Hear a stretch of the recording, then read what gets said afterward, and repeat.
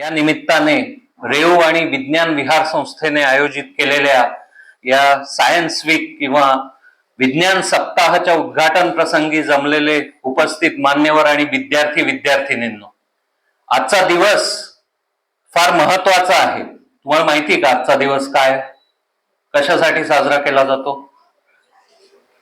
हा फोटो कोणाचा आहे? तर आजचा दिवस हा फार महत्वाचा आहे, कारण बरोबर 96 वर्षापूर्वी याच फेब्रुवारी महिन्यामध्ये प्रसिद्ध भारतीय भौतिक शास्त्रज्ञ सी.व्ही. रामन यांनी त्यांच्या रामन इफेक्ट किंवा रामन स्कॅटरिंग या हा शोध लावला होता. आणि हा शोध इतका मूलभूत आहे की आजही, म्हणजे 96 वर्ष उलटून गेली तरीही बऱ्याच क्षेत्रामध्ये मटेरियल्स किंवा मॉलिक्युल्स ओळखण्यासाठी याचा वापर होतो. आणि इतकंच नाही तर आमच्या वैद्यकीय क्षेत्रामध्येही कॅन्सरच्या पेशी ओळखण्यासाठी या रामन इफेक्ट किंवा रामन स्कॅटरिंगचा उपयोग केला जातो आणि त्याच्यावर संशोधन आजही चालू आहे. इतका कालातीत म्हणजे टाइमलेस असा हा शोध आहे. आणि त्यानिमित्त मला इथे आज बोलायला जो विषय दिला गेलेला आहे तोही तितकाच कालातीत म्हणजे टाइमलेस आहे, आरोग्य आणि विज्ञान. तर विज्ञान हे असं माध्यम आहे की ज्याने आपण मानवी शरीराचा अभ्यास करतो, विविध रोगांचं मूळ शोधण्याचा प्रयत्न करतो आणि त्या रोगांवर उपचार करण्याचा प्रयत्न करतो. त्यामुळे म्हणजे विज्ञानामुळे वैद्यकीय क्षेत्रामध्ये खूप मोठी क्रांती घडून आलेली आहे. आणि अखेरीस शेवटी प्रत्येक माणसाचं दुःख कमी करण्याचा उद्देश या वैद्यकीय क्षेत्रातील संशोधनामुळे होतो. त्यामुळे वैद्यकीय क्षेत्रातील विज्ञानाचा जो काही सहभाग आहे किंवा त्याचा जे सहभाग आहे तो इतर कुठल्याही क्षेत्रातील विज्ञानाच्या संशोधनांपेक्षा तो जास्त महत्वाचा आहे. आणि आता इथे चांडक सर आहेत, त्यांना माहितीच आहे की कुठलंही संशोधन करायचं असेल तर पूर्ण तन मन धन सगळं अर्पावं लागतं आणि तेव्हा कुठे थोडासा आउटपुट मिळण्याची शक्यता असते. आणि वैद्यकीय क्षेत्रामध्ये तर अनेकदा तुम्हाला अशी उदाहरणं मिळतील की तन मन धनाबरोबर अनेक संशोधकांनी त्यांचे प्राणही पणाला लावलेले आहेत. म्हणजे याचं जर उदाहरण द्यायचं झालं तर अँजिओग्राफीचं देता येईल. तुम्ही अँजिओग्राफी हा शब्द ऐकलाय का? कुणाची ना कुणाची तरी अँजिओग्राफी आसपासच्या लोकांमध्ये झाली असणार आहे. तर अँजिओग्राफी हा काय प्रकार असतो की त्याच्यामध्ये मांडीतून किंवा हातातून एक कॅथेटर किंवा नळी टाकली जाते, कॅन्युला टाकला जातो आणि हृदयापर्यंत तो कॅन्युला ढकलला जातो आणि मग एक्सरेच्या साह्याने वेगवेगळे फोटोज काढले जातात आणि त्यावरून हृदयाच्या रक्तवाहिनींमध्ये ब्लॉक आहे की नाही हे समजलं जातं. आणि आज अनेक म्हणजे करोडो लोकांच्या कल्याणासाठी या अँजिओग्राफीचा उपयोग होतो आहे. पण त्याचा शोध कसा लागला हे जर तुम्हाला कळलं तर तुम्हाला धक्काच बसेल, अंगावर काटा येईल. म्हणजे थोडासा अघोरीच शोध आहे तो. कोणी हा शोध करू नये, पण तो कसा लागला याची गोष्ट मी तुम्हाला सांगणार आहे. की वर्नर फॉर्समन हा एक जर्मन डॉक्टर होता आणि आपल्या चांडक सरांसारखा तो संशोधनाने एकदम पछाडलेला असा जर्मन डॉक्टर होता. तर त्या काळी काय होतं की प्राण्यांमध्ये रक्तवाहिनीतून हृदयापर्यंत जायचं आणि हा शोध तोपर्यंत लागलेला होता. म्हणजे हे प्रयोग लोक करत होते. तर या वर्नर फॉर्समनच्या मनात काय विचार आला की हा प्राण्यांमध्येच का बरं व्हावा, हा माणसांमध्ये का होऊ शकत नाही हा प्रयोग. तर इथपर्यंत ठीक आहे, विचार आला तर तो ठीक आहे. पण त्याने काय करावं याच्यासाठी, त्याने चक्क स्वतःच्याच हातावर इन्सिजन घेतला आणि त्या हातातल्या रक्तवाहिनीतून त्याने चक्क एक युरिनरी कॅथेटर असतो तो त्याने थेट हृदयापर्यंत ढकलला आणि तसाच तो एक्सरे रूम मध्ये गेला. त्याने एक्सरे शूट करून बरोबर तो कॅथेटर हृदयात आहे ना हे बघितलं, त्याचा एक्सरे काढले आणि मग त्याने तो कॅथेटर हातातनं बाहेर काढला. ही गोष्ट जेव्हा त्याच्या वरिष्ठांना बॉसेसना कळली तेव्हा ते सगळे त्याच्यावर प्रचंड भडकले की अरे म्हणजे जीवावर बेतलं असतंय तुझ्या, काय केलं तू. पण नंतर जेव्हा त्यांनी एक्सरे बघितले आणि मग त्यांना समजलं की हा शोध केवढा मोठा आहे, म्हणजे ती जगातली पहिली अँजिओग्राफी ठरली. आणि मग त्याचा हा शोध त्याने सायंटिफिक पेपर्स मध्ये पब्लिश केला आणि मग त्याच्याबद्दल जसं सी.व्ही. रामनना नोबेल पारितोषिक मिळालं तसं वर्नर फॉर्समनलाही नोबेल पारितोषिक मिळालेलं होतं. प्रश्न नोबेल पारितोषिकाचा नाहीये, तर तो शोध किती लोकांसाठी उपयुक्त आहे ते सगळ्यात महत्वाचं. करोडो लोक आज एन्जिओग्राफी जगामध्ये एन्जिओग्राफीची टेस्ट करतात आणि त्यावर त्यांचे उपचार अवलंबून असतात. त्यामुळे ती गोष्ट महत्वाची. म्हणजे केवळ एक त्याचं कुतूहल, क्युरिओसिटी, की आपण इथनं नाही टाकू शकत का आपल्या हृदयामध्ये नळी, त्याच्यावरून त्याने हा सगळा शोध लावलेला आहे आणि त्याच्यावरून त्याला तो नोबेल पारितोषिक त्याला ते मिळालेलं आहे. पण प्रत्येक वेळेला हे असे प्राणपणाला लावले पाहिजेत असं अजिबात नाही. वैद्यकीय क्षेत्रामधलं आणखीन असं एक उदाहरण म्हणजे ज्याला फादर ऑफ मायक्रोबायोलॉजी म्हणतात, तो अँटोनी व्हॉन ल्युएनहॉक. म्हणजे गंमत अशी आहे की हा कोणीही वैद्यकीय क्षेत्राशी संबंधित नव्हता, तर तो काय होता, तर साधा कापड विक्रेता होता, टॅपेस्ट्रीचं दुकान होतं त्याचं. म्हणजे त्याने त्यावेळेला भिंगांचा उपयोग होत असे. म्हणजे तो कापडाचं जे टेक्स्चर आहे किंवा कापडाचे धागे आहेत ते कसे आहेत हे बघण्यासाठी भिंगांचा वापर करत असे. पण मग तसंच त्याच्या मनात आलं की अरे याच्यापेक्षा आपल्याला चांगलं अजून मॅग्निफाईड मोठं नाही बघता येणार का, असं म्हणून चक्क त्याने वेगवेगळे प्रयोग भिंगांवर सुरू केले आणि लेन्स मेकिंग मध्ये तो घुसला. आणि मग तिथून त्याने जगातला पहिला मायक्रोस्कोप हा इन्व्हेंट केलेला आहे. आणि मग त्या मायक्रोस्कोप खाली त्याने गढूळ पाणी पहा किंवा केस बघा किंवा रक्त टाकलं, आरबीसीचा शोध त्याने लावला किंवा दाताचं स्क्रेपिंग टाकलं, असे वेगवेगळे प्रयोग त्याने त्याच्यावर केलेले आहे. आणि मग ते फोटो जेव्हा त्याने रॉयल सोसायटीला पाठवले तेव्हा त्याला रॉयल सोसायटी इंग्लंडची जी आहे त्यांनी फेलोशिप म्हणजे सायंटिस्ट म्हणून त्याला त्यावेळेला मान्यता दिलेली आहे. त्यामुळे असे गंमतशीर शोध बरेच आहे वैद्यकीय क्षेत्रामध्ये. आता ते सगळे सांगत बसण्याचा वेळ नाहीये, पण हे सगळे लोक हे वैद्यकीय क्षेत्रात किंवा शरीरशास्त्रामध्ये संशोधन करतात तेव्हा ते नक्की कुठल्या विषयाचा अभ्यास करतात असं तुम्हाला वाटतं? म्हणजे बायोलॉजीचा करतात का, फिजिक्सचा करतात का, केमिस्ट्रीचा करतात का, मॅथमॅटिक्सचा करतात? कुठला करतात तुम्हाला काय वाटतं? हा, व्हेरी गुड, करेक्ट, बायोलॉजीचा अभ्यास करतात. पण हे उत्तर अपूर्ण आहे. बरोबर आहे पण अपूर्ण आहे. कारण आपलं शरीर म्हणजे नुसतंच बायोलॉजी नाही. म्हणजे बायोलॉजी तर आहेच, प्रश्नच नाही. हाडं आहेत म्हणजे बोन्स आहेत, मसल्स आहेत, हार्ट आहे, फुफ्फुस आहे, वेगवेगळे ऑर्गन्स आहेत.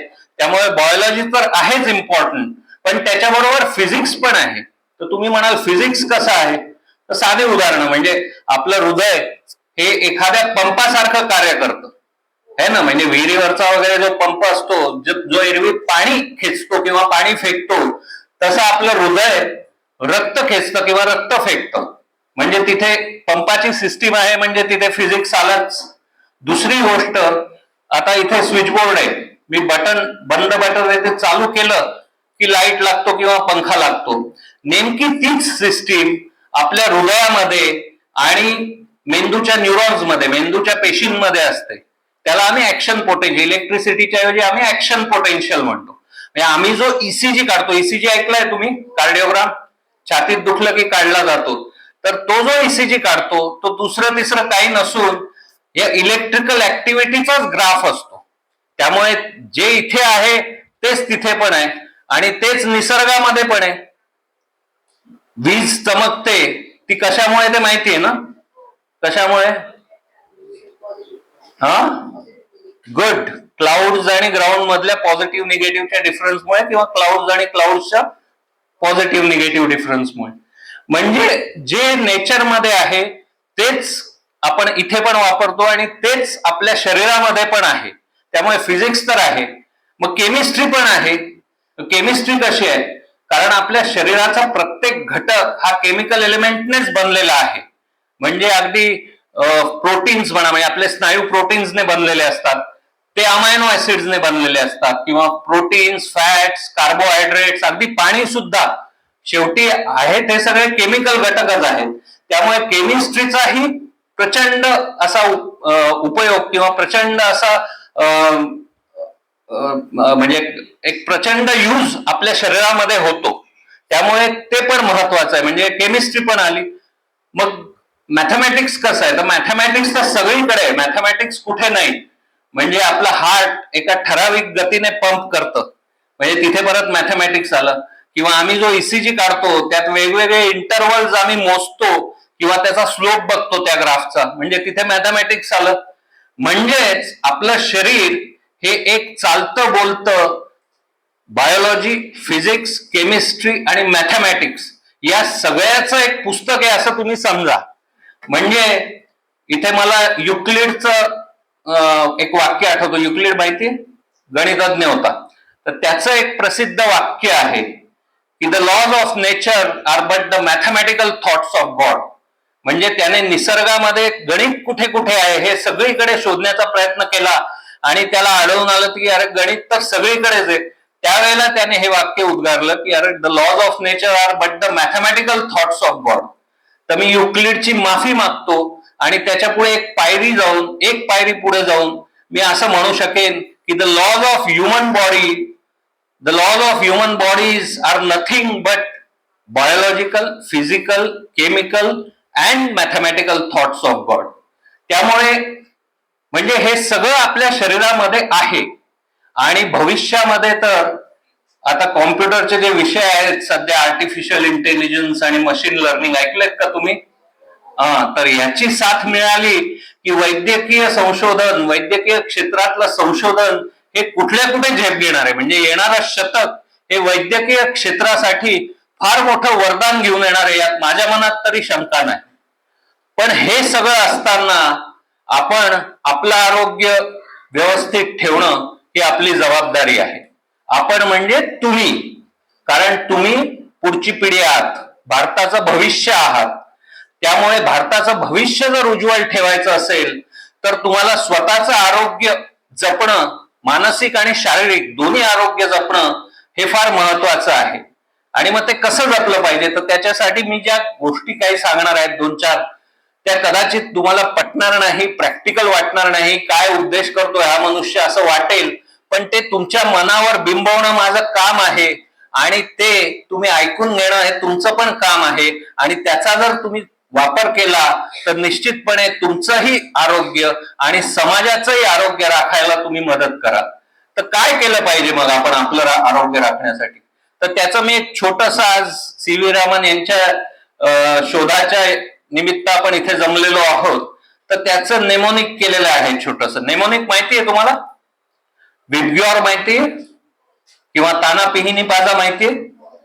हे नेमोनिक झालं की एक पहिलं अक्षर घेऊन आपण ते तांबडा, नारिंगी असं सगळं लक्षात ठेवतो, किंवा विबग्योर, व्हायोलेट, इंडिगो, ब्ल्यू, ते नेमोनिक झालं. तर ते लक्षात ठेवण्यासाठी मी एक नेमोनिक जे केलेलं आहे आजच्या दिवसाला, ते आहे सी.व्ही. रामन. त्यांच्याच नावाने एक नेमोनिक केलेलं आहे आणि ते आपण आज त्यांना अर्पण करू आणि तुम्ही सगळे त्यातलं फॉलो करा असं मी अपेक्षा व्यक्त करतो. तर काय आहे त्याच्यामध्ये, तर सी फॉर सायकलिंग. जेव्हा तुम्ही टू व्हीलर चालवण्याच्या वयाचे व्हाल, मोटरसायकल किंवा दुचाकी चालवण्याच्या वयाचे व्हाल, त्यावेळेला थेट मोटरसायकल किंवा दुचाकी न मागता आई वडिलांकडे सायकलचा हट्ट करा. कारण त्याने तुमचं स्वतःचं आरोग्यही राखायला मदत होईल, पण त्याने तुम्ही समाजाचं आरोग्य राखायलाही आपला खारीचा वाटा द्याल. कारण प्रदूषण कमी करायला त्याने निश्चित उपयोग होतो. त्यामुळे सी आहे, पहिला आहे सी फॉर सायकलिंग, दुसरा आहे C V. Raman, V for vigour. Vigour म्हणजे स्ट्रेंथ, फिजिकल स्ट्रेंथ. म्हणजे ती करण्यासाठी काय करावं लागतं? एक्झरसाइज. थोडा रोजचा एक्झरसाइज करणं तब्येतीच्या दृष्टीने महत्वाचं आहे. त्यामुळे सी झालं, व्ही झालं, मग पुढचं काय? R. R for restart after failure. मला माहिती नाही इथे किती जणांनी विनोद चोप्रांचा 12th फेल हा सिनेमा बघितलेला आहे. बघितलाय का? किती जणांनी बघितलाय? सगळ्यांनी बघितलाय ना. तर त्यात ते गाणं पण आहे आणि त्यात त्यांनी म्हटलेलं पण आहे ना, रिस्टार्ट. त्याचा काय अर्थ आहे? कशानंतर? अपयशानंतर, फेल्युअर नंतर पुन्हा नव्याने सुरुवात करा. म्हणजे कुठल्याही अपयशाने खचून न जाता, अपयश जरी आलं तरी ते विसरून जा आणि परत नव्याने सुरुवात करा. म्हणजे तुम्ही मेहनत करायला कमी पडू नका, पण जो रिझल्ट मिळणार आहे त्याच्यावर तुम्ही काही विचार करू नका. म्हणजे कर्मण्येवाधिकारस्ते मा फलेषु कदाचन, असं जे आपल्याकडे भगवद्गीतेत सांगितलं गेलेलं आहे ते अगदी तंतोतंत खरं आहे की केवळ तुमच्या कर्मावर, तुमच्या मेहनतीवर तुमचा अधिकार आहे. त्याचा जो रिझल्ट येणार आहे, फळ जे मिळणार आहे, त्याच्यावर तुमचा अधिकार नाही. आणि जगातली कुठलीच परीक्षा ही कुठल्याही एका व्यक्तीची हुशारी मोजण्याचा तराजू अजिबात नाही, ही गोष्ट लक्षात ठेवा. त्यामुळे परीक्षेतल्या अपयशाने डगमगून जायचं, खचून जायचं हे बाजूला ठेवा. काही आवश्यकता नाही. अनेक गोष्टी पुढे, मोठ्या मोठ्या परीक्षा असतात आणखीन. त्यामुळे 10वीची परीक्षा आली, घाबरून टेन्शन आलं, अजिबात. 12वी आली, काय होईल जास्तीत जास्त, फेल हुआ, रिस्टार्ट. सो ते झालं आर, CVR. पुढचं काय, ए. मग ए काय, avoid junk foods. Junk food म्हणजे काय, पिझ्झा, बर्गर, आईस्क्रीम्स. तर हे जेवढे कमीत कमी खाल तेवढी तब्येत. इथे किती जण पिझ्झा खातात, किती दिवसात खातात. कमीत कमी खाणं हे तब्येतीच्या दृष्टीने चांगलं आहे. कारण हे सगळे आम्ही अल्ट्रा प्रोसेस्ड फूड म्हणतो या सगळ्या गोष्टींना. आणि या अल्ट्रा प्रोसेस्ड फूडमुळे कॅन्सर, डायबिटीस आणि हृदयविकार हे सगळे रोग होऊ शकतात, असं संशोधनात आढळून आलेलं आहे. आणि तरुणांमध्ये, म्हणजे अगदी तरुण मुलांमध्ये हृदयविकार वगैरे हल्ली होतात, डायबिटीस होतो, हे आम्हाला दिसतंय. त्यामुळे हे सगळं ते टाळायचं असेल तर अवॉइड जंक फूड्स. मग ते झालं ए. मग पुढचं काय, M for meditation and yoga. रोजचा थोडा वेळ का होईना ध्यान धारणा आणि योगासनांना द्या. त्याने तुम्हाला, तुमच्या मनालाही लवचिकता येईल आणि शरीरालाही लवचिकता येईल. मनही प्रसन्न राहील आणि शरीरही प्रसन्न राहायला मदत होईल. त्याच्यानंतर पुढचं आहे ए. परत ए म्हणजे अवॉइड नॉन रिन्युएबल एनर्जी. आता इथे चांडक सर आहेत, ते जास्ती त्याच्याबद्दल सांगू शकतील. नॉन रिन्युएबल एनर्जी म्हणजे अशी एनर्जी की जी आपण, ज्याचे सोर्सेस आपल्याला परत मिळणार नाहीयेत, ती संपणार आहे. म्हणजे आपण जे पेट्रोल वापरतो, डिझेल वापरतो किंवा अगदी इलेक्ट्रिसिटी पण वापरतो, औष्णिक पासून जर असेल, चारकोल पासून, ते संपणार आहेत सोर्सेस जगात. त्यामुळे अवॉइड नॉन रिन्युएबल एनर्जी, ते अवॉइड करा. आणि त्याच्याऐवजी जसं चांडक सर प्रयोग करतायत, सोलर एनर्जी वगैरे या गोष्टी, त्याचा वापर करा. आणि आता टेक्नॉलॉजी आणखीन पुढे पुढे तुम्ही जसे मोठे व्हाल तोपर्यंत हे सगळं खूप, टेक्नॉलॉजी पुढे जाऊन त्याचा वापर सर्रास होणार आहे. त्यामुळे जेव्हा चॉईस असेल तेव्हा कायम रिन्युएबल एनर्जीचा चॉईस घेतलेला हा कायम चांगला राहील. त्यामुळे ए झालं अवॉइड नॉन रिन्युएबल एनर्जी. आणि शेवटचं आहे एन फॉर नो ऍडिक्शन्स. तुमचं वय चंचल आहे, तुमचं वय ऍडोलसंट एज ग्रुप मध्ये असतं आणि बऱ्याचदा अशा वयामध्ये वेगवेगळ्या सवयी लागण्याची शक्यता असते. पण तुम्हाला जर तुमचं आरोग्य निरोगी आणि दीर्घायुष्य ठेवायचं असेल तुमच्या जीवनामध्ये, तर कुठल्याही प्रकारच्या वाईट सवयींपासून दूर राहा. त्यामुळे अवॉइड म्हणजे नो ऍडिक्शन्स, एन फॉर नो ऍडिक्शन्स. हे जर सगळे CV रामन याप्रमाणे तुम्ही जर वागलात तर तुम्ही स्वतःचंही आरोग्य अबाधित ठेवाल आणि समाजाचं आरोग्य राखायलाही तुम्ही त्याने मदत करणार आहात. आणखीन एक गोष्ट आहे की कुठल्याही गोष्टीचा विचार करताना नेहमी, म्हणजे तुम्ही आता विज्ञान शिकताय, कुठल्याही गोष्टीचा विचार करताना पूर्ण त्याचा 360 डिग्री व्ह्यू घेण्याचा प्रयत्न करा. अशी कल्पना करा की एक आगगाडी, ट्रेन आहे, त्याचे वेगवेगळे कंपार्टमेंट्स आहेत. एक बायोलॉजीचं कंपार्टमेंट आहे, एक फिजिक्सचं आहे, एक केमिस्ट्रीचं आहे आणि एक मॅथमॅटिक्सचं आहे. आणि ते तुम्ही प्रत्येक कंपार्टमेंट मध्ये गेले आणि तुम्हाला मग असं वाटायला लागलं की अरे वा, आता मला सगळं विज्ञान यायला लागलं. पण जोपर्यंत तुम्ही त्या आगगाडीच्या बाहेर येऊन बघत नाहीत तोपर्यंत ह्या सगळ्यांना जोडणारी जी चेन आहे, साखळी, ती तुम्हाला दिसणार नाही. त्यामुळे त्याचा जो व्ह्यू आहे किंवा तो व्ह्यू घेणं महत्वाचं आहे की ह्या सगळ्या याचा एक कॉमन धागा शोधणं महत्वाची गोष्ट आहे. त्यामुळे असं जेव्हा तुम्ही तो हे कराल, विचार कराल, तेव्हा तुमचं ज्ञान हे विज्ञानापासून आणखीन पुढच्या लेवलला, स्पिरिच्युअल लेवलला किंवा ज्याला आपण प्रज्ञान म्हणतो त्या लेवलला. म्हणजे इथे मला आईन्स्टाईनचं उदाहरण आठवतं. आईन्स्टाईनला एकदा कोणीतरी विचारलं की तुमचा देवावर विश्वास आहे का? तर आईन्स्टाईनने दिलेलं उत्तर मोठं समर्पक आहे की माझा अशा देवावर विश्वास नाही की जो मी काय अमुक एक गोष्ट त्या देवाला चढवली तर माझ्यावर कृपा करेल, किंवा नाही चढवली किंवा प्रसाद नाही दिला तर तो माझ्यावर कोपेल, अशा देवावर माझा विश्वास नाही. पण माझा बरुच स्पिनोझा या तत्ववेत्याला अभिप्रेत असलेल्या देवावर विश्वास आहे, असं त्याने उत्तर दिलं. आणि हा बरुच स्पिनोझा कोण होता? तर हा युरोपियन तत्ववेत्ता होता. आणि गंमत अशी आहे की त्याचे विचार आणि आपल्या प्राचीन भारतीय तत्वज्ञानामधले विचार हे जवळपास सारखेच आहेत. म्हणजे अप्रत्यक्षपणे आईन्स्टाईनला आपल्या प्राचीन भारतीय तत्वज्ञानामध्ये असलेला देवच अभिप्रेत होता असं आपल्याला म्हणता येईल. आणि आईन्स्टाईनने त्याची शेवटची इच्छा जी सांगितली होती की बरियल न करता म्हणजे दफन न करता माझं दहन करा, जाळून टाका आणि त्या अस्थी पसरवून द्या, अशी त्याची इच्छा. म्हणजे त्यांच्या धर्माप्रमाणे त्याचं बरियल न करता त्याचं क्रिमेशन केलं गेलेलं आहे. आईन्स्टाईनचं जे विचार करण्याची प्रक्रिया आहे ती विज्ञानापासून आणखीन पुढे प्रज्ञानाच्या बाजूला होती. आणि त्यामुळे म्हणजे त्याला कुठेतरी एक आध्यात्मिक बेस होता. आणि आईन्स्टाईन शेवटच्या श्वासापर्यंत या विश्वाला, सगळ्या ब्रह्मांडाला एक जोडणारा जो धागा आहे त्या धागाच्या सूत्राच्या शोधात होता. म्हणजे ज्याला युनिफाईड फील्ड थेरी असं नाव आहे. तर ते इक्वेशन तो शोधण्याचा शेवटपर्यंत प्रयत्न करत राहिला. दुर्दैवाने त्याला ते मिळालं नाही. ते आज मिळालं असतं तर आपल्याला आणखीन फिजिक्स, आपल्याला आणखीन वेगळं काहीतरी शिकायला मिळालं असतं. पण जे असो ते असो, सांगायचा मुद्दा हा की आईन्स्टाईनचं ज्ञान हे आणखीन पुढच्या लेवलला, प्रज्ञानाच्या लेवलला गेलेलं होतं. आणि असं जेव्हा होतं तेव्हा ती व्यक्ती ही कुठल्याच अपयशाने खचून जात नाही, यशाने हुरळून जात नाही. आणि त्याची बुद्धी जी आहे ती स्थितप्रज्ञ असते.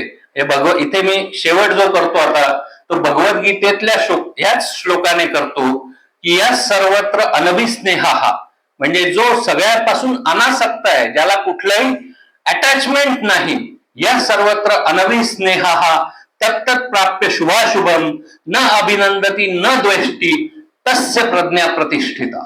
म्हणजे अशी व्यक्ती जी सगळ्या गोष्टींपासून अनासक्त, अटॅचमेंट नाही, जे यश आलं तरी हुरळून जात नाही, अपयश आलं तरी खचून जात नाही, अशा व्यक्तीची बुद्धी ही स्थिर असते किंवा स्थितप्रज्ञ असते असं म्हणता येईल. आणि आजच्या या दिवसाला मी अशीच इच्छा आणि अपेक्षा व्यक्त करतो की तुमचं जे ज्ञान आहे ते विज्ञानातने तर तुम्ही सगळे परिपूर्ण व्हाच, पण विज्ञानापेक्षा आणखीन पुढे प्रज्ञानाचं कुठेतरी त्याला एक स्पिरिच्युअल बेस असणं महत्वाचं आहे. तो पण निश्चित ठेवण्याचा प्रयत्न करा अशी अपेक्षा व्यक्त करतो. आणि आज या दिवसानिमित्त आणि या सप्ताहानिमित्त रेऊ आणि विज्ञान संस्थेने विज्ञान विहार संस्थेने जो हा उपक्रम आयोजित केलाय त्याबद्दल मी आधी त्यांचं अभिनंदन करतो आणि मला इथे बोलण्याची संधी दिली त्याबद्दल त्यांचे आभार मानतो. धन्यवाद.